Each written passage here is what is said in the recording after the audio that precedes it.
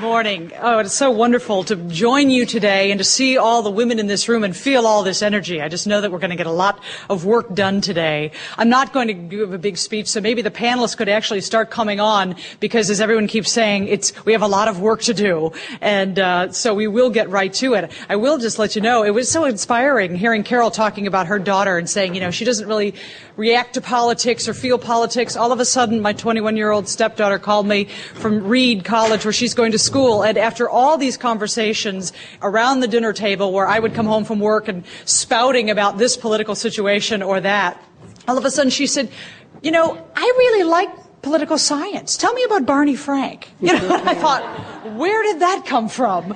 But it can happen, and the spark can ignite, and you never know where it's going to come from. And so it's wonderful to have this sort of support in place so that the young women who feel it and the middle-aged and whoever who feels like they want to get into it can really get in and make a difference in their communities. So we have a fabulous panel here this morning, women who have a lot of experience in this area and who can give you the benefit of their experiences and sort of giving some sort of roadmap and also talking about the problems. It'll be a little depressing this morning when they start talking about the numbers in their states and the situation, but that should just motivate us to action. So let's begin this morning. Let me just introduce the panel to you quickly. Anna Marie CAMMISA is a professor of government at Suffolk University in Boston. Her specialties include women in politics and welfare policy.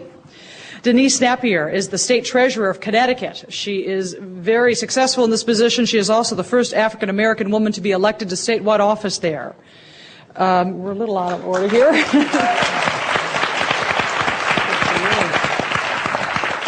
RONI THALER is the executive director of the Massachusetts Women's Political Caucus. It is a multi-partisan group whose mission is to increase the number of women elected or appointed to office. Ruth GRIFFIN is the executive councilor for the 3rd District in New Hampshire, and in her 30 years in elective office, she has also served in the New Hampshire House and Senate.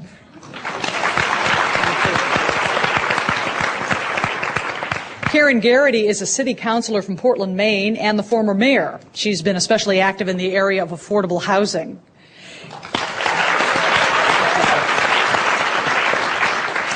And RHONDA Perry is a state senator from Rhode Island. She's also a retired health care administrator. So let's get going here. Let's start with Anna Marie CAMMISA, and she can give us an overview of the situation that we're facing here in New England. And also, unfortunately, because we don't have a Vermont representative here on the panel, Anna Marie is going to tell us about Vermont and what's happening there. Okay, thank you, Margie. Can everybody hear me? I'm not used to being mic'd like this. Kind of liking the power. Okay, what I'm going to do is, first of all, just give a broad overview of the 6 New England states, and then we have experts from each of the states on this panel, with the exception of Vermont, but we do have Madeline Coonan this afternoon's panel, so she's an expert on that state.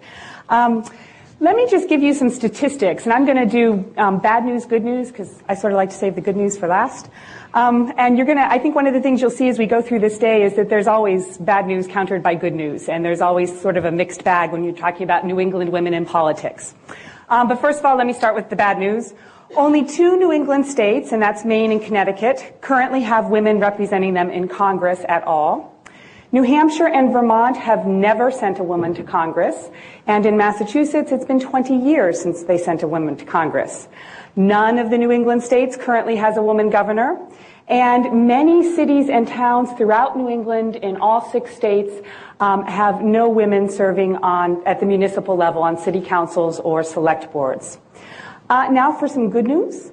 Maine is one of only 2 states currently, and that's 4 states ever, to have 2 women representing the state in the Senate, and that's Olympia Snowe and Susan Collins. Yes. That's terrific, and Maine has some other good news as well I'll get to in a moment. The percentage of women serving in a state legislature is higher in this region than in the U.S. as a whole. In New England, 27% of state legislators are female. In the U.S., 22% of state legislators are female. And also, if you're interested in these statistics, they are in that book, so don't feel like you have to write them all down quickly if you can look them up later. A little bad news within that good news. 4 states have seen their percentage of women legislators decline in the past decade, or since 1993. Maine, New Hampshire, Rhode Island, and Vermont. And a little more bad news, women in Rhode Island comprise only 19.5% of the state legislature, which is less than the national average. Some more good news. Women in New England vote at higher rates than the national average, and Maine in particular is really good on this count. 80% of women in Maine are registered to vote, and 70% of women in Maine vote.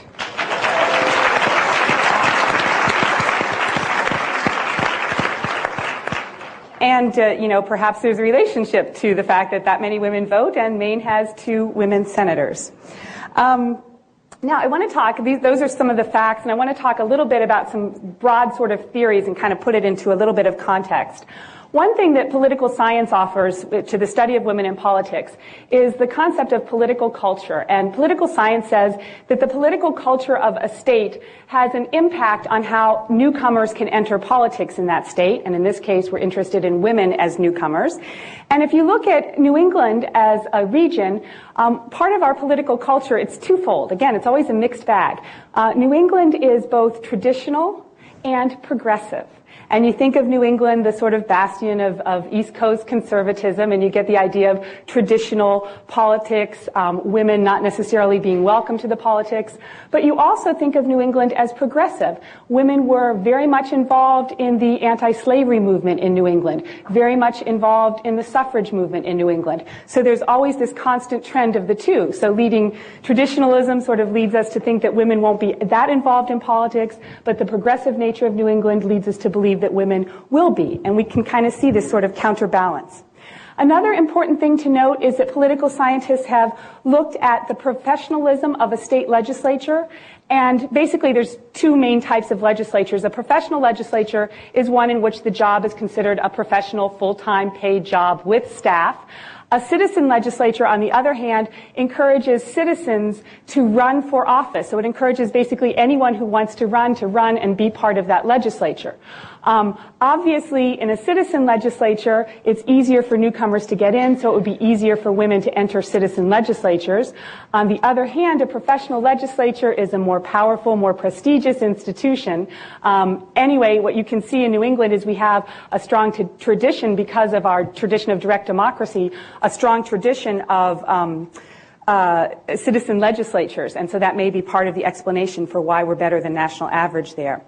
Another interesting thing from political science is the concept of a critical mass. Generally, it's believed that at some point when a legislature or anybody has between 10 and 25% women, or any other new group, but we're looking at women here, that group at that point each individual woman no longer sees herself as a token, but rather as a member of a group, and feels more comfortable acting in that legislature or whatever body we might be talking about. And what's interesting is there's sort of 2 different theories. One is that as women become this critical mass, they will then start to pursue policies that are favorable to women. And another theory says kind of the opposite, that as there are more women in a legislature, an individual woman may say, okay, when I was the only one, it was really my duty and obligation to represent women, but now there's other women out there, and maybe I can spend some time on some other issues that may be of importance to me. So that's something that political science has pointed out, but as you'll find in a lot of this, there's more questions than answers. Another very, very important point is the concept of the pipeline. In order to become, say, President of the United States, you generally have to come from having been elected governor. In order to be elected governor or other statewide office, you generally have had to have served in the state legislature. In order to have been elected in the state legislature, you generally have to have been elected at a municipal office. In order to be elected in a municipal office, you generally have to have served on a local board, and in order to have done that, you generally have to have volunteered in party or civic or other work. So the whole point is that women are entering the pipeline slowly, and it's taking a long time for them to move upwards.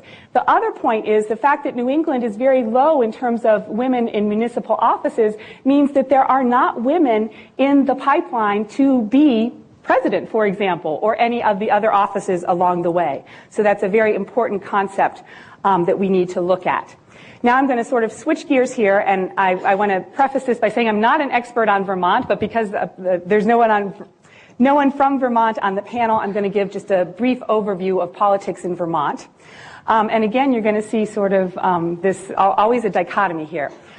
Vermont is one of only 5 states in the country that have never sent a woman to Congress. On the other hand, Madeleine Kunin, former governor of Vermont, is the only female governor in the U.S. to have been elected for 3 terms. So it's always good news, bad news. I'm sorry, bad news, good news? I don't know. Jean Shaheen. Elected 3 times. Oh, was elected 3 times. Oh, I'm sorry. Okay, forgive me. Jean Shaheen and Madeleine Kunin, forgive me. Yay for both. I'm so sorry. Okay, Vermont has one of the, and obviously I'm not an expert on New Hampshire either. Vermont has one of the highest percentages of women state legislators in the nation. 31% of women in the state legislature, 31% of people in the state legislature are female, and that makes them rank first in the U.S., the state first in New England, and the state is 5th in the U.S. A little bit of bad news there. There's a decline in the percentage of women in the legislature in Vermont since 1993. Vermont, interestingly, and this sort of disproves my pipeline theory, ranks relatively low in electing women to municipal office. Vermont demographically is not very ethnically or racially diverse. It's interesting. It does have diversity in terms of its sort of progressive and traditional. There's 2 strains. Apparently, in the 1960s, there was an effort in Vermont to encourage population growth by encouraging people to move to Vermont. And the people who moved to Vermont tend to be young sort of entrepreneurial types who tended to be more progressive and more liberal. Vermont had traditionally been a one-party Republican state, which also, the fact that it was a one-party state encouraged women to run because running for office, there was very little competition, so women could run and win. However, there are still sort of these 2 strains. There's culture clashes in Vermont. There's the traditional Republicans, and there's the new Vermonters who are much more progressive. And when you look at Vermont, one of the things that everyone in the nation knows about Vermont is it just legalized same-sex unions, and obviously that's evidence of a very progressive state. But what you sometimes forget when looking at that is that there is a strong traditional component in the state as well who is opposed to that. And one more quick point about Vermont, the rural nature of the state actually encouraged women to be involved in politics because in many cases men were unable to run for political office because they had concerns dealing with farming, dealing with their work, and women were the only ones available to run for office. So that's one of the reasons why women might be serving more frequently in Vermont than another state. Okay, great. Thanks, Anne Marie. All right. Now let's hear from Denise Napier. Good morning. Can everyone hear me? Great. It's really a pleasure to be here, and I want to start off by thanking the Center for Women in Politics and Public Policy, the McCormick Institute of Public Affairs, and the University of Massachusetts for their great work in preparation for this conference. And let me also thank the Kennedy Library and Museum for serving as our host and for providing such a inspiring venue for our discussion. Now, I've got to let you know from whence I've come, so you understand what I'm talking about. I served as a treasurer of our capital city in Hartford for nearly 10 years, having been elected to 5 consecutive 2-year terms. I then thought it was a natural progression to become treasurer of the state of Connecticut, so I ran for that office. I had very little in the way of money and virtually, no campaign organization. Some people thought it was arrogance. I said it was confidence. And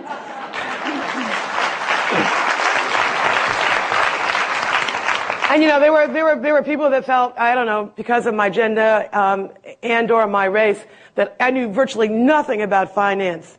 But in the end, I got elected in spite of my gender and in spite of my race. I won by a plurality of 2,700 votes out of nearly 1 million cast for state treasurer. And my election My election not only made me the first African-American woman to be elected to a statewide office in Connecticut, but it made me the first woman to be elected state treasurer in her own right.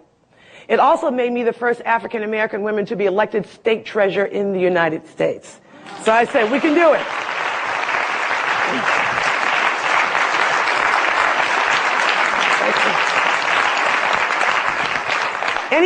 Anyone of my generation in Connecticut, and gladly I can say well beyond, will always remember the landmark tenure of Ella Grasso as Connecticut's governor in the 1970s.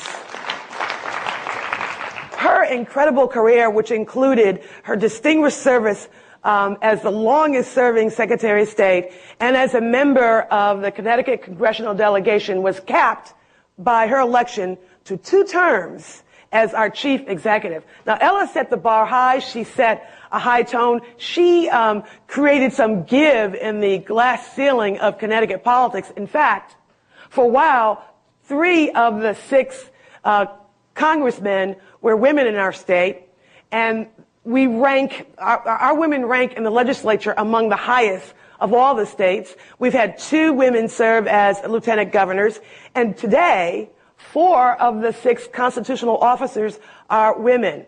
Now, I believe that is just about, that's probably, there are very few states that will beat that. I think Arkansas may have at one time had 5. Was it Arkansas? Arizona, that's right, it's an A. You know, I get the A's confused. We also currently have a woman that's serving as Speaker of the House, and women co-chair 2 of the legislative's most important influential committees, and that's Appropriations and Finance. Now, that's the good news. Here's the flip side. Only about 1 in 5 state senators are women, and only 1/3 make up our House members. And while those numbers have crept up over the years, they have not grown significantly. In fact, it's not just a numbers game, but in terms of the ethnic and racial profile of Connecticut's female population, we are just not there. Now, some of you may have seen or will see later today a new report being issued here that points out Connecticut has the lowest rate of registered voters. That's among women, and the lowest rate of women actually voting. Now, I would venture to say that a disproportionate number of those women, they are low income, and they are women of color. So what does this mean? That a high percentage of women across the board in Connecticut are not active participants in the political process when compared to other New England states? Well, I've heard it said that it's really good news. With all the elected women we have, men must be voting for women in greater numbers. So don't ever forget that. But I look at this in this way. I look at it in this way. Anytime any group is not registered, not participating, disenfranchised, disinterested, our democracy is weakened. And so in Connecticut and elsewhere, we have some work to do to reinvigorate our electorate, to give people a reason to believe that their vote will make a difference in their lives and their future. And I believe that political summits like this are just so important. I mean, we certainly do need to pool our resources and move forward in alignment on the path to increase greater participation among women in the political process. And I have to tell you, in Connecticut, I'm sure that's true in other states, we have had a tremendous amount of scandals, not just corporate scandals, but government scandals. And I can't help but think that part of the reason for the low participation rate is because of the scandals. And so many people are just so disillusioned with our government, the fact that we don't have an honest government anymore, and there's just this feeling that government does nothing to help them, to address their needs, real people needs. But I also must say that the impact of the women's vote on my election was significant. And it was a real demonstration of the art of the possible, especially since, so many thought that I could not win this race. But I believe that what voters decided was possible in my election was to elect the best qualified candidate, and this is without regard to gender or race. Let me also add that studies have shown that women tend to support policies that improve the availability and quality of child care and that combat violence against women and give issues like education, health care, and children's issues a high priority. They call those women's issues. I call them family issues because it affects all of us. It affects men and children alike. But that said, the study of women in politics is really a study of women in power. And when it comes to determining power, more often than not, it is really about money. And that's where I spend most of my time. We've heard all the perennial debate over the influence of money on politics. Well, I'm here to tell you the influence is real. The disadvantages faced by women are considerable, and the battle has yet to be won. I'm going to ask you to just stop right there, only because, and I know you have so much to say and so much to give us, but I'm just going to kind of try and give everybody about 5 minutes starting. Anne-Marie got double time because she was doing double duty. All right. So we'll get to some of those wider points, but we just want everybody to sort of set the stage of what's happening in their state in particular first. All right? Thank you very much.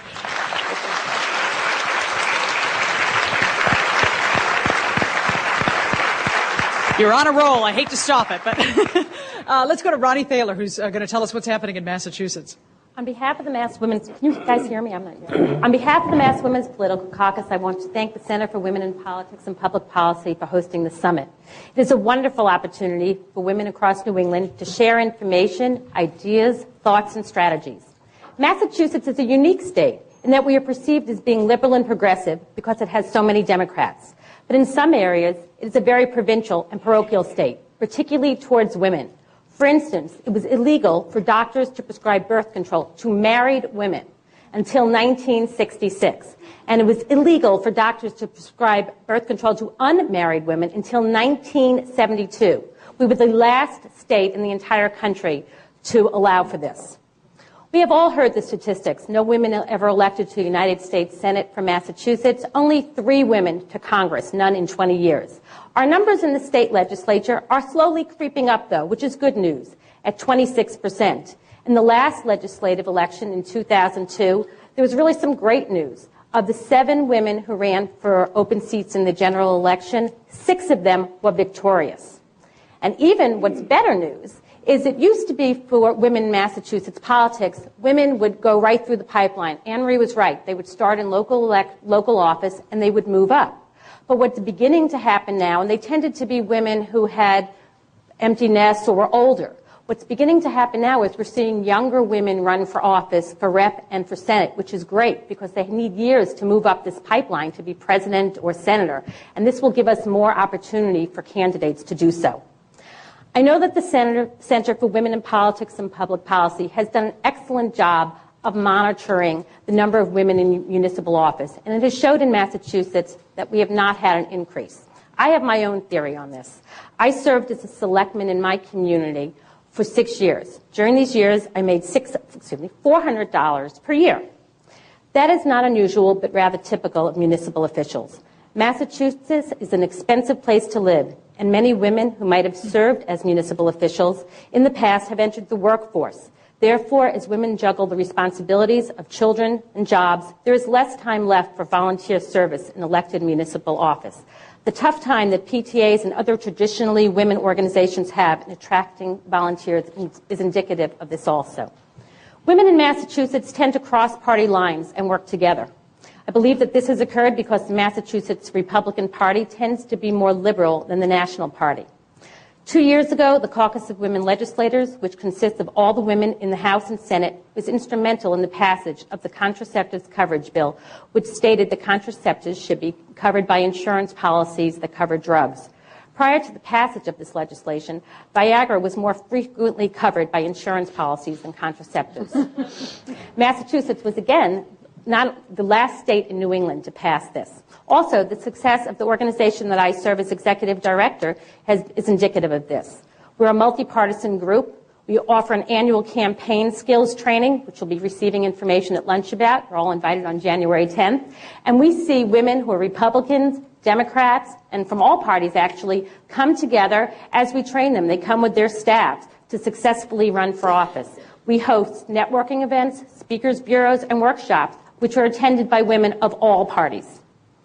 We were asked to share with you any particular innovative program or initiative that increased women's political participation and representative in our state.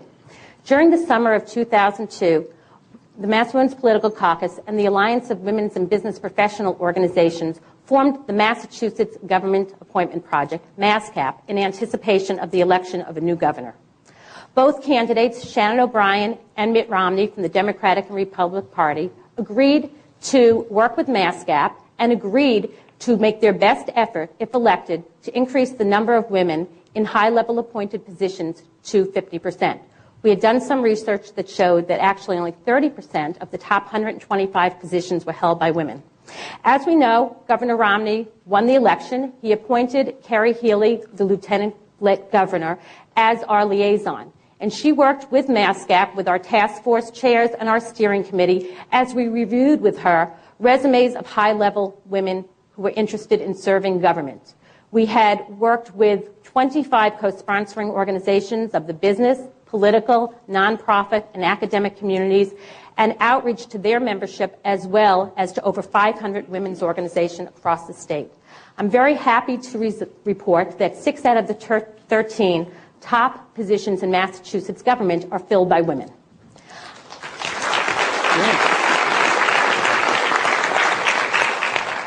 A recent positive initiative recently took place across the state in Pittsfield, Mass.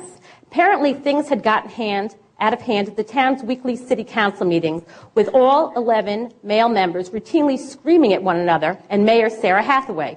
You might have heard about the story in the Globe. A group of women in Pittsfield over Memorial Day weekend created a political action committee originally called We've Had Enough Now, renamed Women Helping Empower Neighborhoods. In 3 months, they raised $8,500 and ran 2 women candidates for at-large city council seats in the September primary. They came in first and second, respectively, and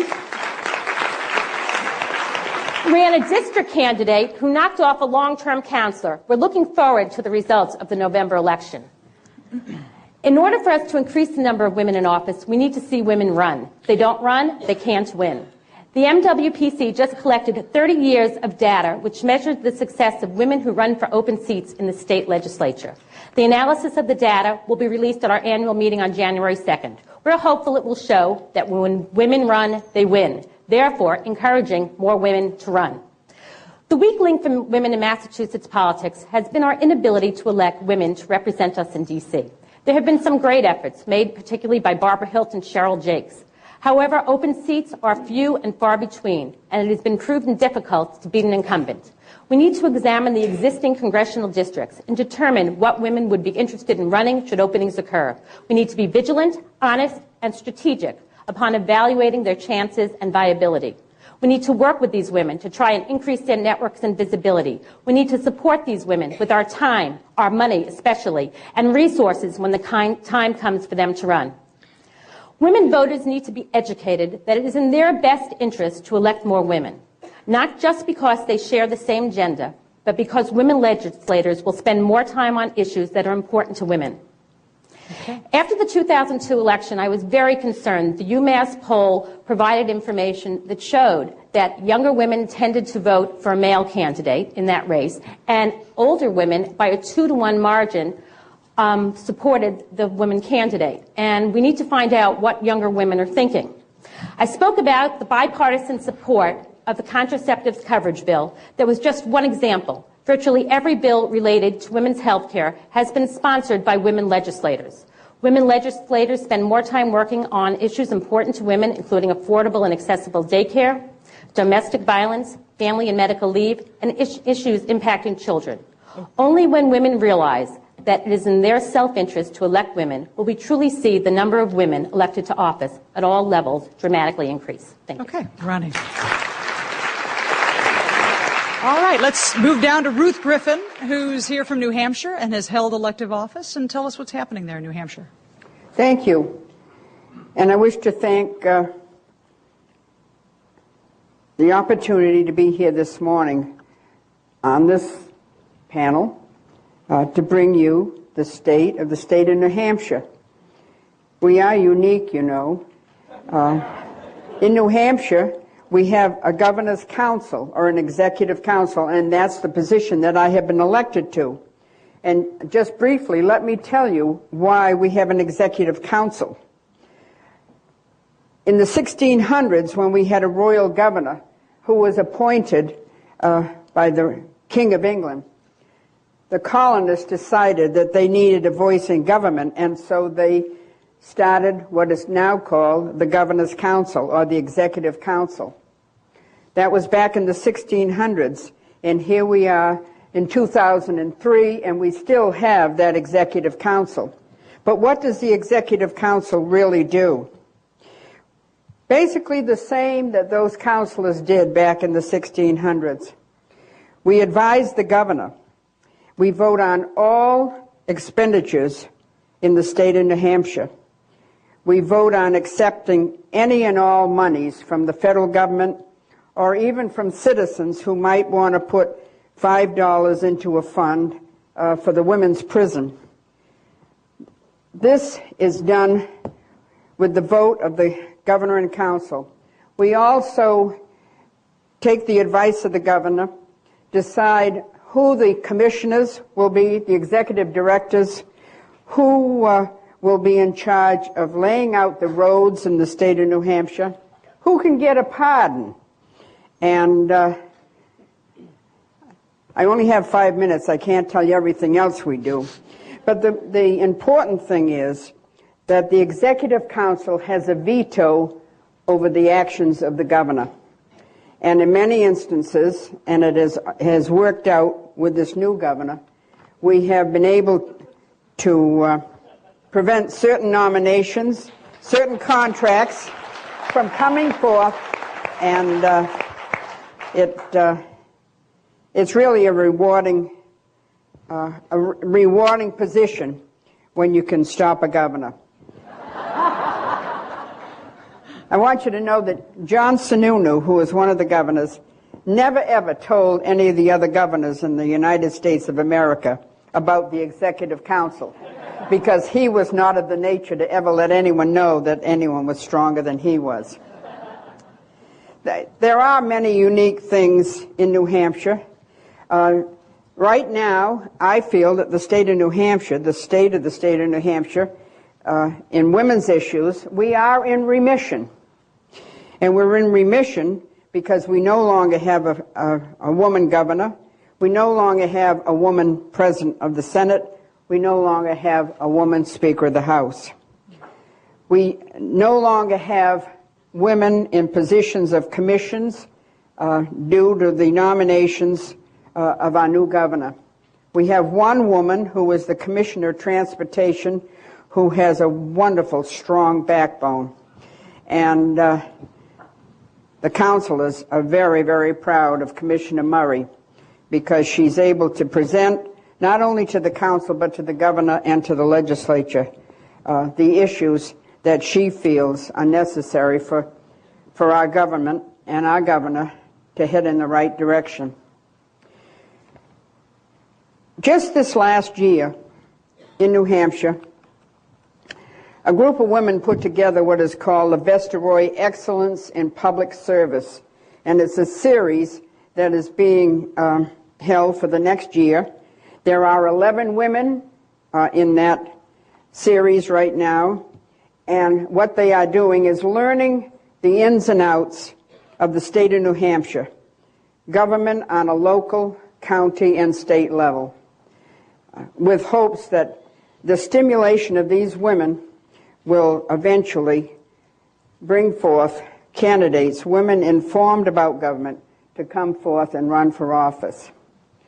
I don't know about the other states, but in New Hampshire, when you go out and try to recruit women to get their name on the ballot, they say, I can't afford to do it. And that indeed is true. Because in New Hampshire, the legislators, both House and Senate, receive $100 a year, plus the stipends if you live far enough to get you back and forth to Concord. And in many instances, that is certainly the breaking point for many women in the state. When I first went in the legislature, I was told by a woman sitting next to me who was 83 years old, she said, well, I don't know how long you're going to stay here, but she said, look around. She said, most of the men are retired. Most of the women are wives of wealthy men. And I guess the few that were left were there by guess and by gory. But Doris Smollett, who was the woman sitting next to me in that legislature, had more wisdom in her little finger than all of those old men sitting there reading the Manchester Union. And it wasn't only Ruth Griffin that she was advising, because any woman that wanted to sit down next to Doris Spaulding, she filled their ears and got us all in the right direction. Okay, Ruth, I'm afraid we need to wrap up there. All right. I just want you to know sure. that we have encouraging people in the state of New Hampshire to work on the grassroots levels. Tell the women in the communities that they're needed, and they're not needed at home.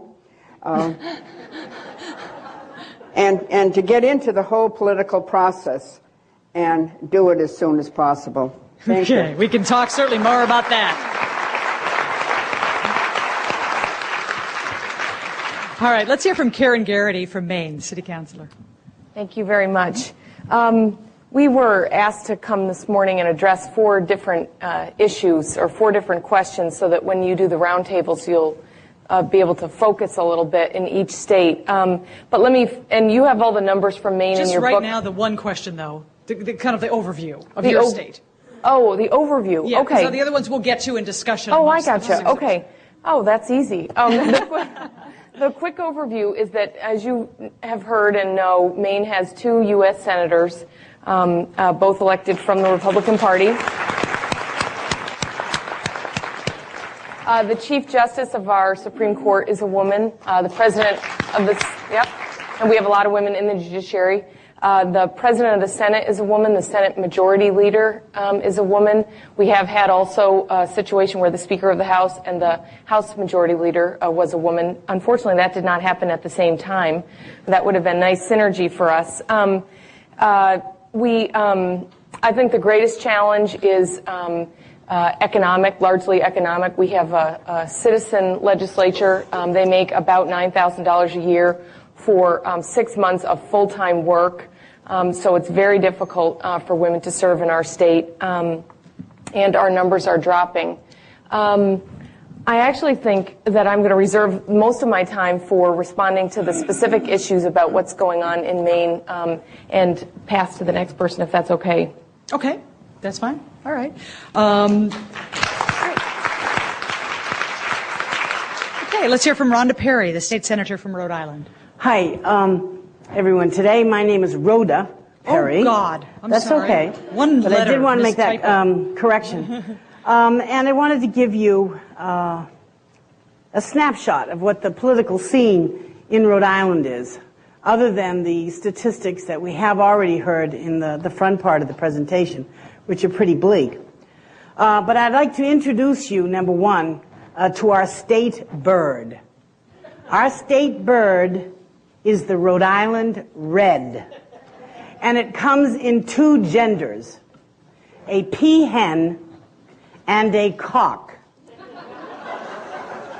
An old saying that exemplifies our state bird and our state legislators is as follows: the cock croweth, but the hen delivereth the goods.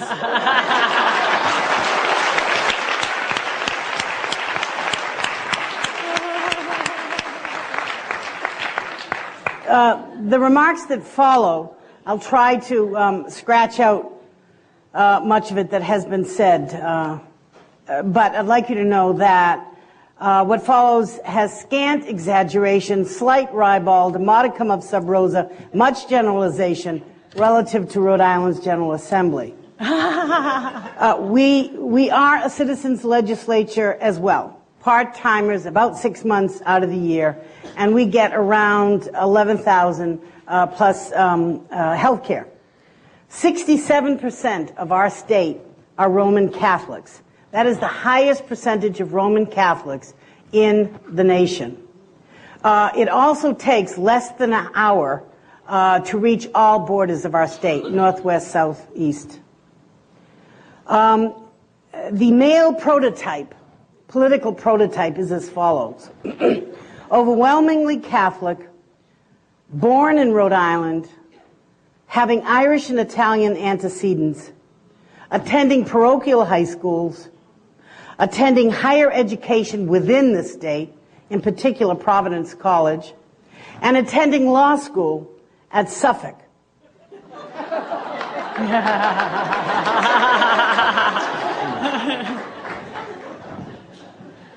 Of the 41% of the males in our state senate that have advanced degrees, 7 of them are lawyers, 3 are MBAs, and 2 in the educational area. 5 of the male members, representing 17%, are under the age of 40. The backgrounds of the male members have much extensive involvement in town and city councils and on committees thereof. The principal occupations of our male prototypes are lawyers and business owners, owners of their own business. The Rhode Island female political prototype is as follows. Less likely to be Roman Catholic, less likely to be raised in Rhode Island, attending public high schools, receiving a higher education degree outside of Rhode Island.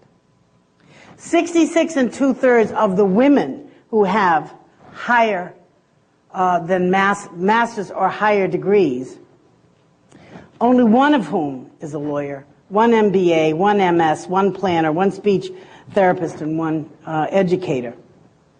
The backgrounds of the women include some involvement in civic and community affairs and volunteering for nonprofits. Only 1 has experience in the, maybe 2, in the town council. The principal occupations of the women in our Senate fall in the areas of public service and working for other people, not themselves. Only 1 woman is under 40, representing 11%, in distinction from the 17% under 40 in the male column. The conclusion is that, in my opinion, this is all my opinion, that males are attracted to the State House to draw business, in large part to themselves and for their companies and law firms. The question then becomes, what is in electoral politics for women? Well, in distinction from career advancement or child care and homemaking activities, there are 2 groups of women I'll talk about very briefly. One is non-politically connected women, and the other is politically connected women. There are legions of well-known Rhode Island families who, for lack of a more descriptive term, feed at the public trough. The families, the law firms, the businesses, the contractors at Luminous all are there. So where are the women of these politically connected families? Many of them, their wives, their sisters, their daughters, are working for the state at professional and judiciary posts, making in some cases 6-figure salaries. Thus, many talented, politically connected women are siphoned off from the political arena, leaving it to their men to serve and to pass down to their progeny some of the choicest legislative seats in the General Assembly. Okay, you know what? We're going to have to wrap that up. Rhoda, are you close? Okay, oh okay. Dear. Okay. You know what? We were going to keep talking, so you don't, I mean, we are all going to have a discussion now, so you don't have to feel like you have to get everything. Too bad. Too bad. Anyway, let me close. Or if it's with too bad, you can throw I'm just going to close with another image of our bird, the red. Bird. So in closing the snapshot, I will say a statement that has been said to be sort of a blessing in a way. And I'm going to turn it around a little bit. And it says, on hearing the cock crow, this is a little blessing. May the light of the sun shine on us today, say we. The sons are safe abed, says the cock. Rise up, women of the house, and get the fires going. And I say, rise up, potential women of the House and Senate, and light a political fire in your belly, and never forget, the cock croweth, but the hen delivereth the chicken.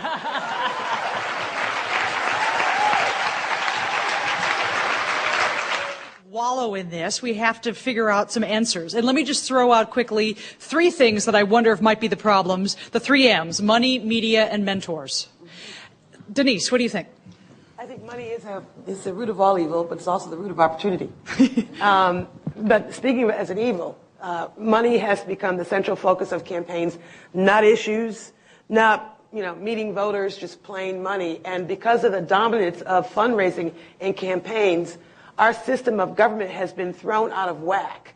And I think we do need comprehensive campaign finance reform and public financing.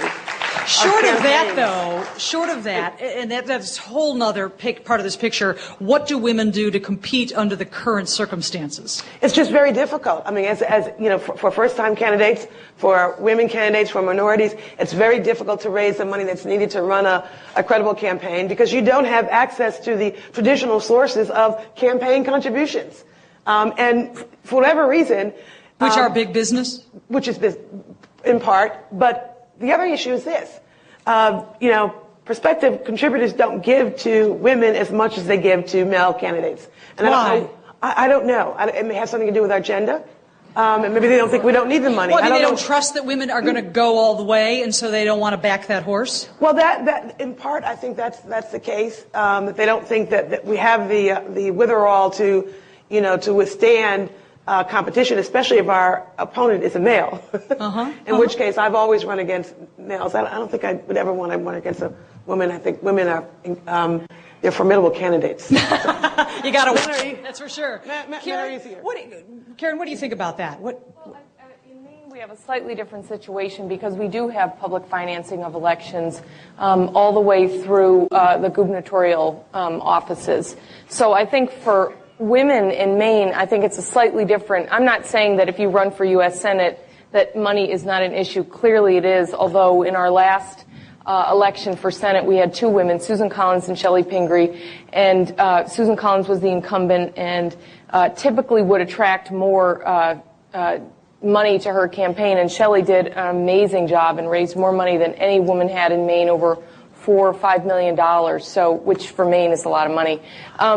So I don't think money is so much the barrier in Maine, but I do think that one of the barriers is how, first of all of your states can fit into the geographic footprint of Maine. So it's a state that takes 8 hours to drive from one end to the other, very, very large, and I think that on one level, it's hard to involve women in Maine. Everything happens in Augusta, which is 6 hours from the northern border. So it's very, very difficult for lots of women to really participate. It's certainly in a statewide level. And as you see from our numbers, we're not participating. Only 14% of us are in city council-like seats. And there are 50% in school board-like seats. But we just have a real problem getting women involved. And I think I'm going to tell a story which I think illustrates how women and men in Maine do it differently. We have a state senate that has 35 people. I'm going to tell you about 2 people without using their names, both lawyers, both in their prime earning years, both with children. The man has 4 children. She has 2 children. His children are actually younger than hers. Hers are high school age and his are grade school age. And the way she is still responsible for her family and her home and everything that goes along with that.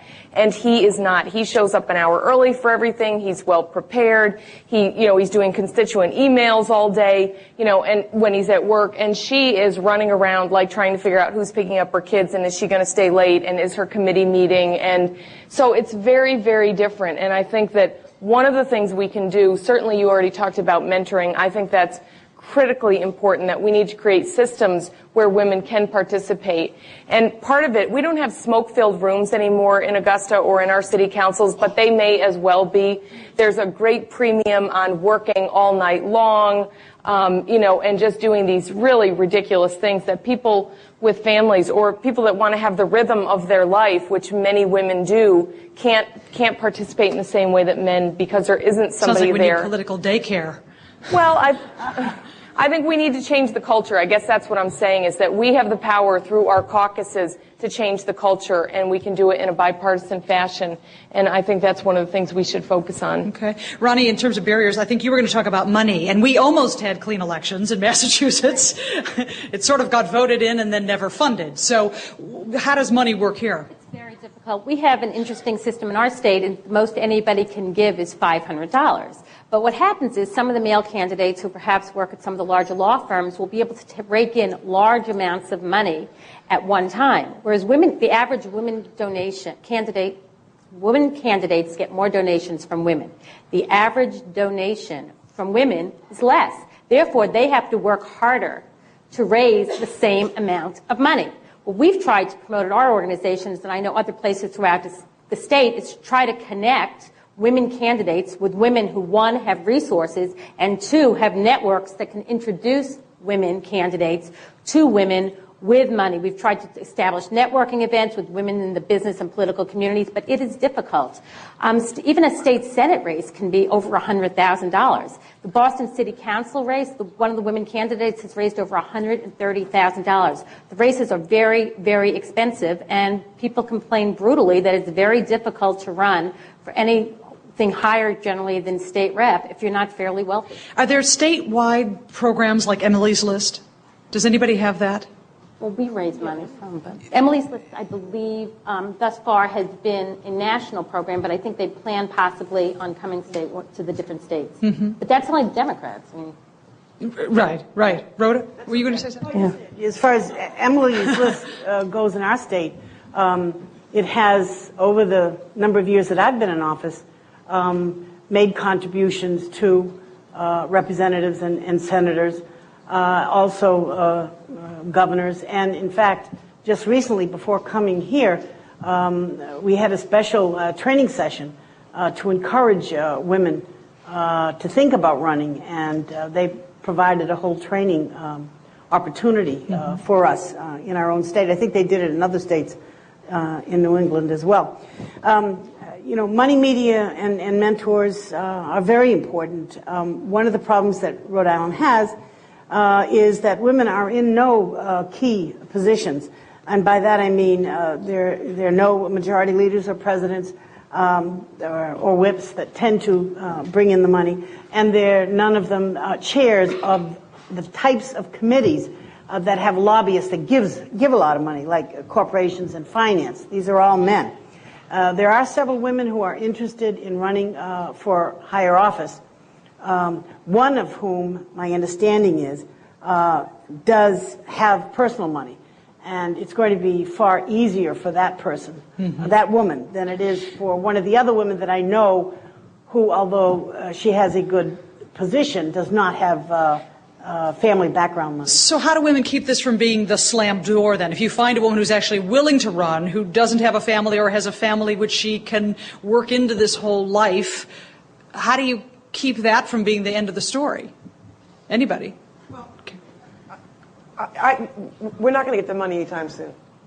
And if I look at my experience in running for a statewide elected office, it does require that we revert back to the grassroots effort to campaigning, hitting the pavement, doing the nitty-gritty nuts and bolts of traditional campaigns. It's at the grassroots level, and it can be most effective when you don't have the money to go on TV, and avail yourselves of the electronic media to get to as wide of a voter population as possible. It is, but that takes more time and more people. Usually, doesn't it? It takes more time. It takes more people, but it is doable.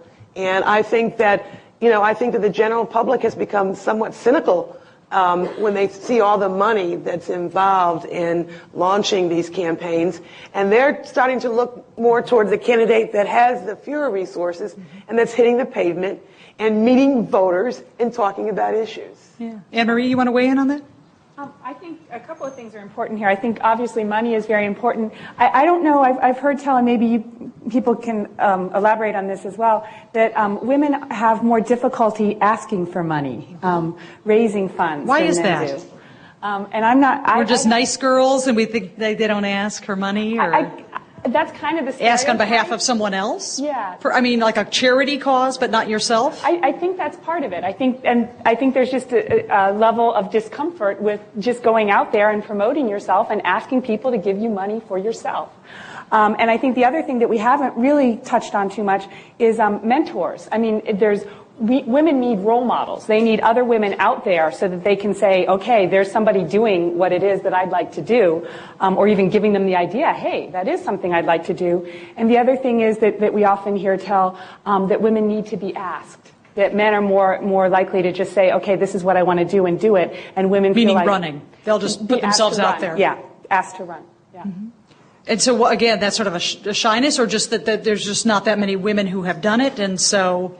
I'm not quite sure. Maybe I think it's probably a little bit of both. That there's not that many women out there. There's not role models, so it's not something that you've been brought up believing that you could or should or might someday do. Mm-hmm. Right. I want to mention that women, we've seen in the past, and this is why women traditionally in Massachusetts have come up through local office. They need to feel that they are qualified.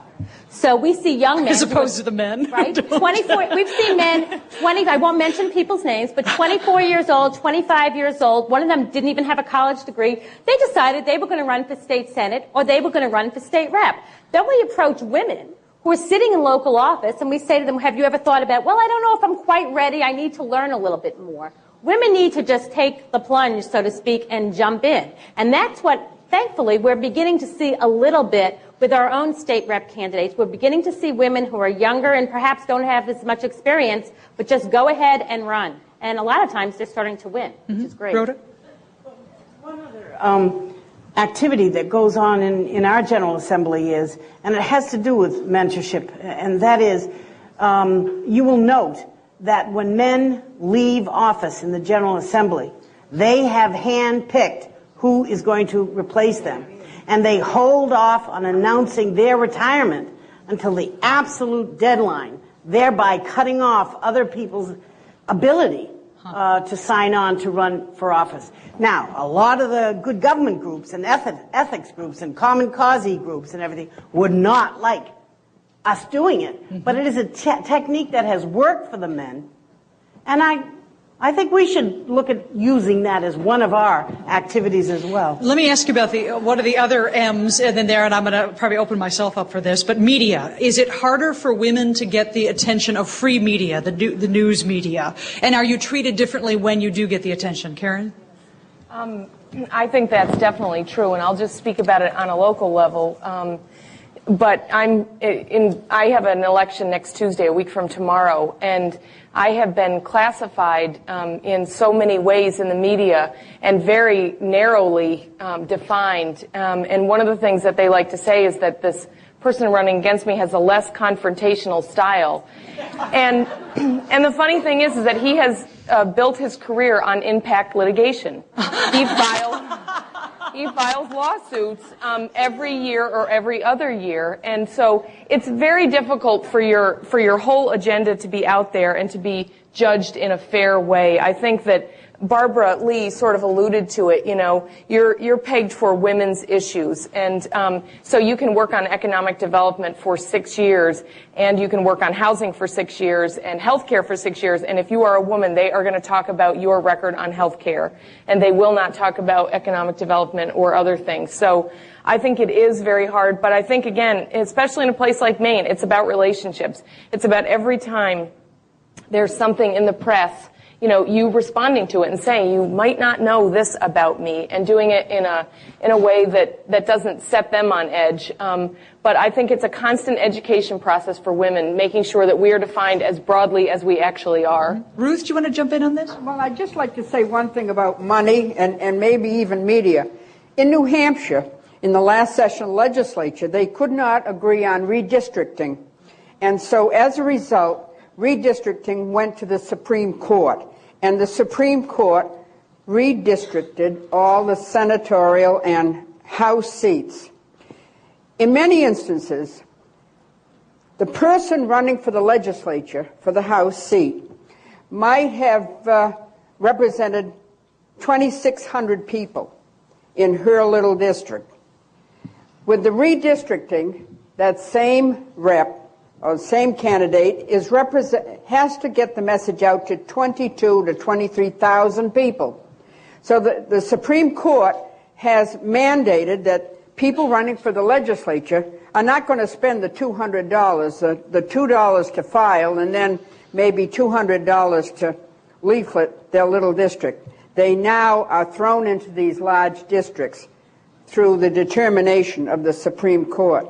So as a result, the remission in New Hampshire of women in the legislature, I believe in many of those districts, were because the women could not compete, raise the money necessary in order to get their message across. Part of that money, I always believe, should be put into the media. Not always do you have to pay for media. You know, if you got a loud voice and a big mouth like I do, they know that I've got something to say, and they might as well listen, because I'm not going to let up on them. What are some other techniques for getting media attention? Because that's really important if you can get free media. It is. Because commercials are so expensive. Extremely expensive. I don't use the television media because I can't raise that much money in New Hampshire in order to do it. But I take advantage of the radio. We still have radios, you know. And drive time is when people are using their radios all the time. And the newsprint. Anybody else? I've often said that the people in the news media are lazy. If you prepare your press release and it looks jazzy, you know, and you put the little 30 or whatever it is at the bottom of the page, they'll pick it up and they'll take it, and lo and behold, it'll appear in the paper. But if you're going to sit down with the... Let me just say, it shouldn't appear in the paper, and probably wouldn't in most large papers. It's more apt to be in the paper if you've prepared it and given it to your representative of the local media. But if you're going to sit down and hash the thing over, you're going to get about this much newsprint, and we all know that that is the way.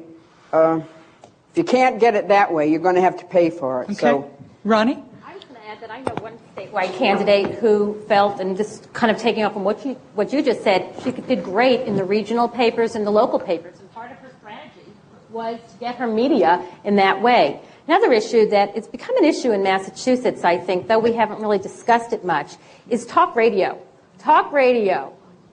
For Jane Swift, who was our governor, and for Shannon O'Brien, who was our treasurer and ran for governor, was just very, very destructive. Day after day, they just were constantly hammering on them and making comments about them because they were women. And honestly, I think it impacted the candidates in a very negative way, because some of these radio stations have huge number of listeners. Anne-Marie, what do you think about that? Is that something where, I mean, I'm sort of asking you a strategy here, but if that happens to you and you become the focus as a candidate of all sorts of negative press or whatever, how do you attack that? How do you respond? That's a very practical question, and being an academic, I don't usually... I'm sorry, I know it's a little out of your bailiwick. Maybe I don't want to put you on the spot. Maybe somebody else... there was something I was going to say, and somebody can answer that question too. But just briefly about media, Ronnie mentioned in Pittsfield, Massachusetts, the women, what were they called? We've had enough now. And that particular... story was covered in the Boston Globe in the living section. So that's interesting as well. Wow. Okay. One of the things I know they want me to get to, and I'm watching the clock here, is that, okay, let's talk about action now. Given all that's happening on the national, state, local, community levels, what would be realistic targets for women? Everyone on the panel here has agreed that there are simply not enough women representing our gender in politics. So what do you do specifically? How do you target it? How do you proceed from this day forward? Who wants to go first?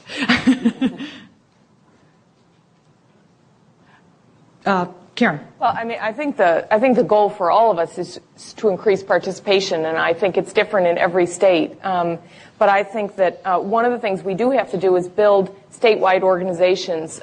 Similar, you know, we need training, we need mentoring, we need to get women involved. We need to get out of the state house, out of the state capitol, out of city hall, and out where women can can actively participate, because I think that similar to what Anne Marie was saying about this building process, we have to start down here. It's not, no woman really runs for governor having done nothing in her community and nothing in electoral politics. So I think the strategy, every state will be different, but I think mostly we need to get out of the State House and get out of City Hall and get to where women are and talk about the issues they care about, which in Maine is economics. What about in Maine? How would you target a change? And so for the women who are from Maine here in the audience, what specifically would you suggest as, a year from now or 2 years from now, how would things be different there? Like if you have 20% representation, you want what?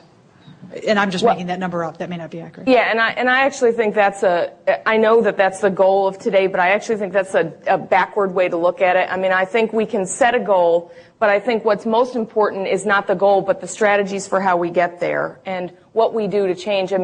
We could all set ourselves up for failure and say we want to increase representation by 50% in our state, which all of us want to do, or some other number. Mm-hmm. But I really think it's trying to figure out how you're going to do that. And I think for the women from Maine, I think it's literally, if you are a committee chair, then stop having your hearings in the State House. Go out into the field and have your hearings. Get women. Shelley Pingree campaign enthused women on a level that had never happened in Maine, of regular people who'd never done politics before. And it's because they targeted resources and message and energy towards issues, largely economic issues that women care about. And I think that all women can do that, no matter what your position is to get out there and really try and infuse the grassroots. And I think that's what's going to build. This is a long-term problem. It's not a short-term, a year from now, let's have this. It's, I think we have to chunk this out and make it workable for us. And I think it's a much longer-term strategy than just, how many more people do we want to have 1 year from now? I think that's really hard to achieve. Okay. Who else wants to weigh in on that? I think if I'm going to speak for the people of the conference here, it's also the idea of it is easy to say we want more, but it's harder to say, let's really do something that is achievable. 50% might be nice, but, what is achievable in our state? Sure. Yeah, I think what's achievable is recapturing the gubernatorial office after being out of that office of women, that is, for 30 years. I think we can do that. I think that's achievable. When I look at organizations like the League of Women Voters, the Permanent Commission on the Status of Women, when I look at the Yale Campaign School for Women, when I talked earlier about pooling our resources, these are effective organizations, and if we can all get into alignment and move forward with some specific objectives like recapturing the gubernatorial office, I think we can succeed in 2006. Mm-hmm. And, we often talk about being catalysts to increase women's participation in the political process, but the effort is not always ongoing, and it's usually focused on a particular campaign. So I agree with the previous speaker that we need an ongoing strategic plan that begins to really address the systemic problems that keeps women out of elected office. And it does go back to money. And it goes back to, all the issues that are at our front door that are so more important, like, how do we make sure that our children get a good, affordable education? And, how do we plan for our financial future? How do we plan to purchase our own home? There are a lot of economic issues here at play. And, and that is why, while I believe it's important for women to have a seat at the political table of power, I also think it's important for our continued social progress to have a seat at the table of corporate and economic power as well. Spread it around. Interesting point. Ruth? I'd just like to say one thing about campaign schools, which are always run either after the primary or after the filing. It's the wrong time to be running those campaign schools. They should be doing it right after the election, when we realize that we've got to find people, educate them, and get them ready to run again. And in New Hampshire, we have leadership. New Hampshire, where every year the Chambers of Commerce, and I know in Portsmouth, and in the state of New Hampshire, run leadership, where you can go and learn all about the state government and stimulate both men and women, but the women especially, in what they can do. It should be at a time when you're not saying, oh my gosh, we got to go out and fill that ticket. Who are we going to get? You know, will you do it? Will you do it? When all of this should have been done right after the election, when you realize that you've got all these people working in a campaign and they have a potential of being a candidate the next time around. Sure. That's when it should happen. Rhoda, what would you say? How can you change things in Rhode Island? What's the battle plan? I hate to use this word because it reminds me of somebody awful, but ditto to what this woman here just said. And that is, we can't wait. We've got to do it now. We've got to recruit. We've got to train. We've got to identify where the women are. In our state, we were very fortunate to have developed a women's fund that is going to help via a grant to reactivate a number of the women's organizations. I think there's about 8 of them, multicultural in texture.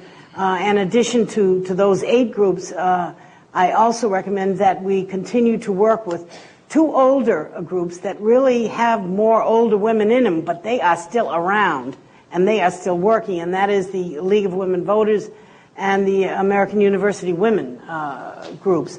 Those are 2 incredible groups, in my estimation. I think also in our state, we really need to, I didn't get to say it, but we really need to reactivate our legislative women's caucus and get some additional structure and strategy and methods that would make that work, both for women who are currently in office and help to frame up women who are potentials to run for office. Okay, thank you very much. Ronnie? I talked a little bit about educating women as to the importance of electing women. And one thing I didn't cover, which is unique kind of to our state, is that we tend, in a way, to stick more around Boston. We're the Massachusetts Women's Political Caucus, but in reality, a lot of our events take place around Boston, as do many of the other women's groups. So our goal has been to really try to move out of Boston to the western part of Massachusetts, to the Cape, and try to engage and empower women across our state. We're going to be having a campaign skills school with the WEN group in Pittsfield, so we're looking forward to that also. But it's important for 2 reasons. One, it's important to get as many women involved as possible, but it's also important because people in the western part of the state and on Cape Cod, a lot of them, they vote. And it's important for women to have networks across the state when they run for statewide office to raise money and to access helpers and volunteers for their campaign. So it's kind of a twofold process. Okay, great. Anne-Marie, you want to wrap us up? Well, I think it's been wonderful. I think that we've learned a lot from what all of these women have to say, and I think that it's nice for me to be on a panel like this because, as I said, I'm an academic. I'm not practical, and I tend to know the theories. And it's nice to hear that in some ways the theories are proven by what's out in practice there. So I've really enjoyed listening to what these women have had to say. Great, a fantastic panel. Thank you all very much.